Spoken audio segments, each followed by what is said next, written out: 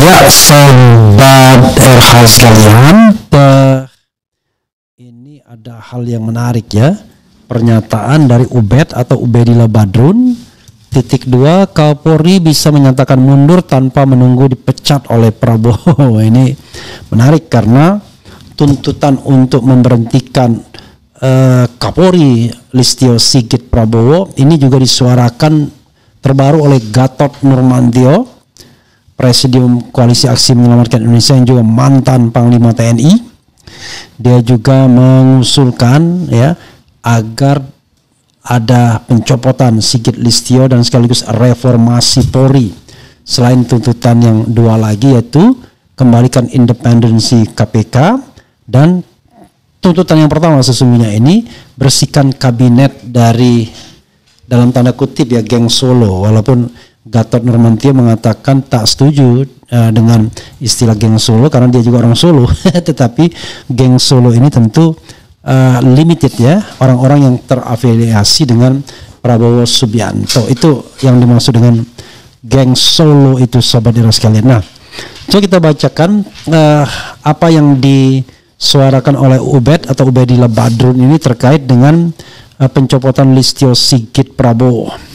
Saya pribadi terus terang mendukung karena harus ada pihak yang responsible ya, harus ada responsibility dari Sigit Listio ya Prabowo. Bahkan kalau mau fair sesungguhnya sejak Kanjuruhan dia harusnya sudah mengundurkan diri, tapi ini tidak terjadi. Oke, coba kita bacakan ya, dan coba buatkan polling. Apakah Anda setuju Kapolri Sigit Listio diberhentikan garis miring mengundurkan diri? Tanda tanya, setuju tidak setuju itu aja ya. Nanti terakhir kita lihat ya, saya minta staf saya untuk membuatkan polling itu, dan kemudian nanti kita akan lihat bagaimana hasil akhir dari polling tersebut. Oke.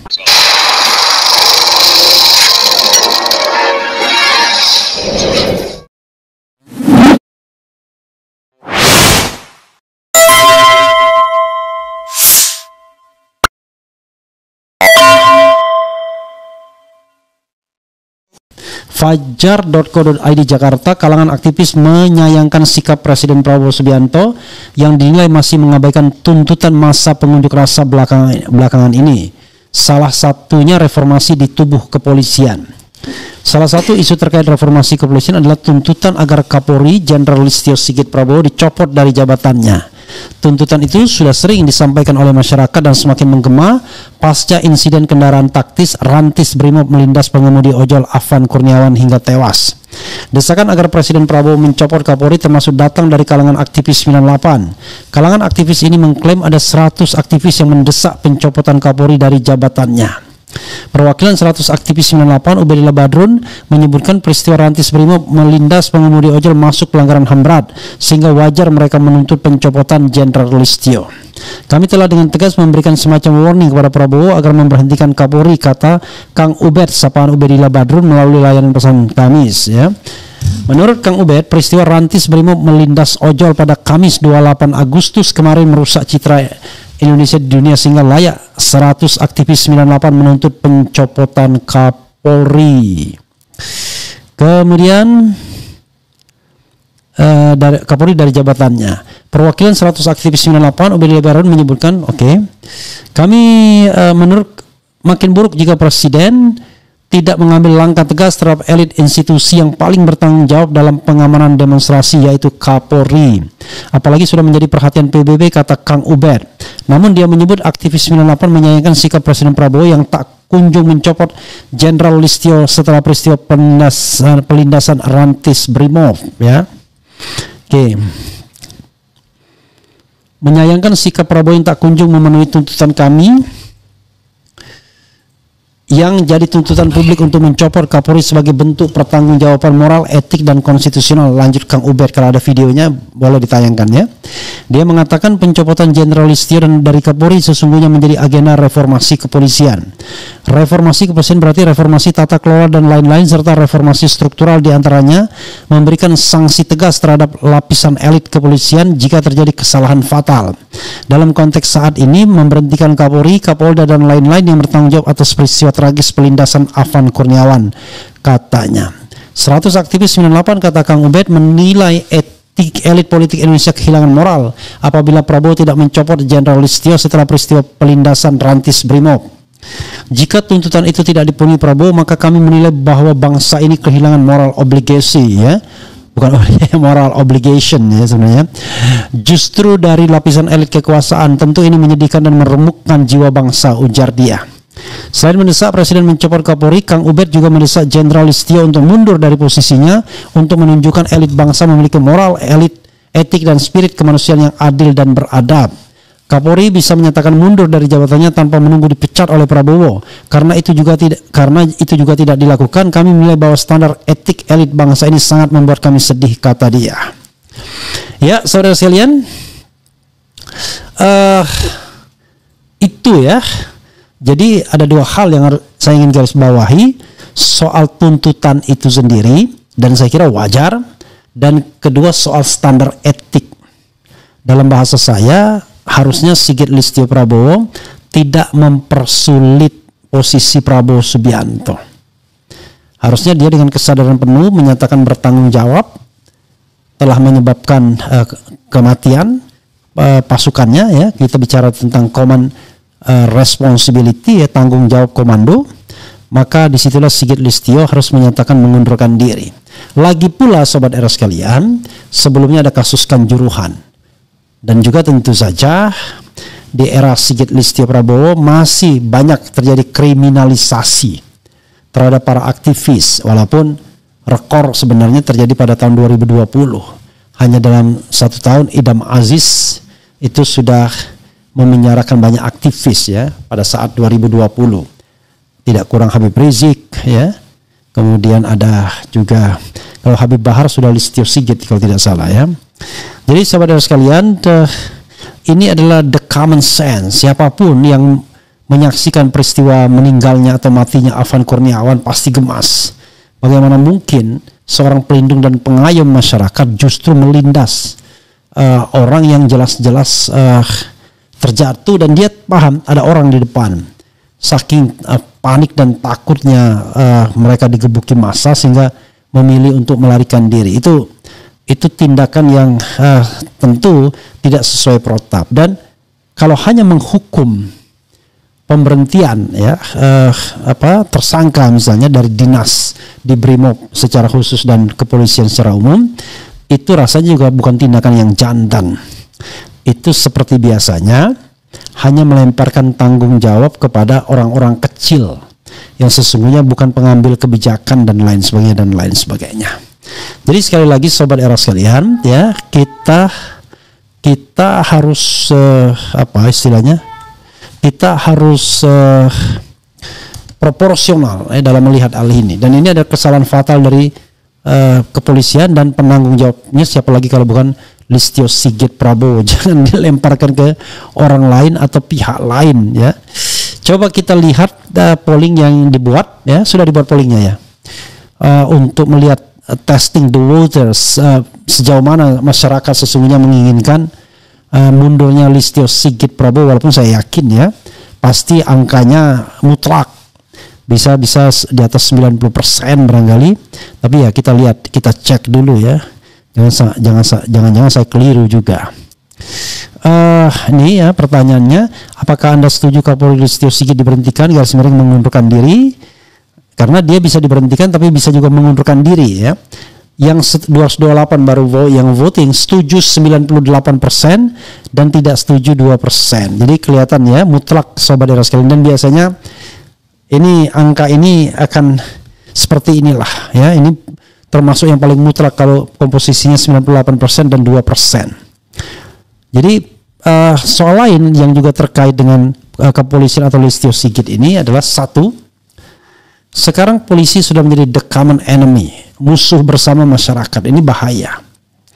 Ya, the common enemy. Dan kedua, polisi sekarang hanya sibuk untuk mencari kambing hitam.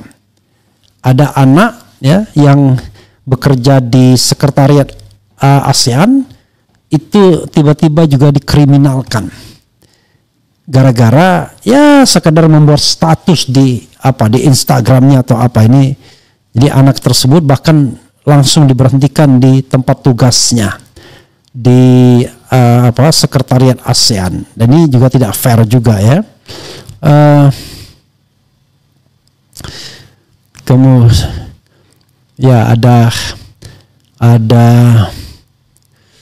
ini ya. Jadi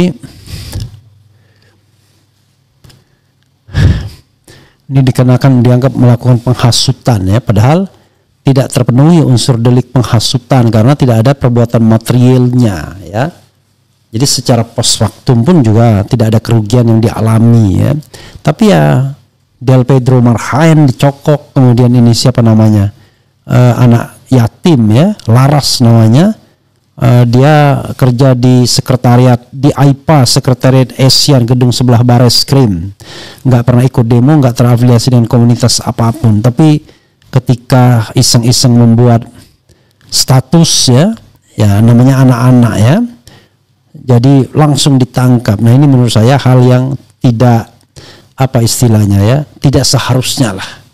Cuman kesalahan yang tidak terlalu yang tidak terlalu prinsipil banget. Kecuali gara-gara itu dia kemudian mengatakan bahwa istilahnya, gara-gara itu dia menyatakan atau mengatakan bahwa terjadinya pembakaran ya, gara-gara dia mengatakan soal Barreskrim dan lain sebagainya. Jadi janganlah mencari ya orang-orang yang sebenarnya tidak memiliki kekuatan apapun, rakyat kecil biasa yang dicokok ya, seperti Laras ini, dan kemudian dengan foto yang banyak sekali akhirnya bisa ada ada pelecehan dan lain sebagainya. Jadi termasuk Del Pedro Marhaen misalnya. Jadi kalau ada orang yang kritis, yang suka mengkritik, apalagi kredonya mengkritik rezim adalah wajib misalnya, itu justru ya kita harus ada kebanggaan. Kenapa? Karena artinya dia punya derajat kekritisan. Tidak sembarangan orang yang bisa kritis ya, apalagi dia baru tamat S1 dan sama sekali tidak berminat untuk gabung dengan di kekuasaan atau di partai politik yang cenderung pragmatis misalnya. Jadi anak-anak muda yang idealis itu justru perlu dihargai idealisme dan pilihannya, bukan dikriminalkan sobat era sekalian ya. Sekali lagi mudah-mudahan Sigit Listio diganti, terjadi reformasi Polri, dan polisi tidak cari-cari aktivis untuk dikriminalkan, karena bukan aktivis yang harus dikriminalkan tapi orang-orang jahat yang barangkali membiayai demo kalau ada pembiayaan, mereka yang merusak kalau ada yang merusak gitu. Bukan orang yang cuma sekedar status atau orang yang menyampaikan barangkali orasi atau tulisan yang bernada keras dan lain sebagainya. Karena kita akan sulit mengaitkan antara sebab dan akibat, ya kan? Akibatnya adalah pembakaran halte-halte, akibatnya adalah penjaraan rumah artis, akibatnya adalah bla bla bla bla bla. Lalu kita kaitkan dengan sebuah status IG, what do you think ya? Atau dengan sebuah tulisan, wah. Jadi harus betul-betul bisa, kalau kita mau bicara tentang kejahatan seperti itu, kejahatan umum ya harus ada kausalitas yang jelas. Jangan kemudian hanya orang bikin status yang kemudian ditangkap, tetapi yang jelas-jelas pelaku lapangan dengan orkestrasi yang memang lebih jelas itu tidak terusut atau tidak diusut secara baik. Ya, kalau lebih hebat lagi ya bohir utamanya, entah siapapun, yang jelas orang banyak duit. Begitu sobat RH sekalian ya, mudah-mudahan ini bermanfaat bagi sobat RH sekalian. Dan saya setuju apa yang disampaikan Ubedillah Badrun. sebaiknya Listio Sigit mengundurkan diri walaupun dia tidak dipecat oleh Prabowo Subianto. Oke. Posisi setuju tidak setuju 717 yang voting, 96% setuju, tidak setuju 4%. Oke. Coba kita bacakan komentar sobat R sekalian. Lebih terhormat jika mengundurkan diri, ya. Kemudian di Konoha gak ada budaya mundur, adanya maju terus, pantang mundur. Kapan kemudian geng Solo yang mengatur pemerintahan, is it? I don't know exactly, ya. Kemudian lucu juga sekarang polisi mengejar semua orang yang dianggap menyerukan aksi, bukannya mencari akar masalah, yaitu penggunaan excessive use of force yang menyebabkan jatuh korban, malah menyalahkan orang. Iya, itu yang kelihatannya, ya, mencari siapapun yang kemudian bersikap atau bertindak kritis, ya. Kalau beliau memilih mundur, kira-kira ada nggak ya orang yang lebih baik buat kepolisian yang bekerja benar buat bangsa? We don't know exactly, ya, harus cari yang terbaik. Mengapa fitnah itu lebih kejam dari pembunuhan? Karena dampak akibat yang dihasilkan bisa lebih merusak. Mana mau mundur dan lain sebagainya. Begitu sobat era sekalian, ya, mudah-mudahan bermanfaat, ya. Wassalamualaikum warahmatullahi wabarakatuh. Keren, cadas.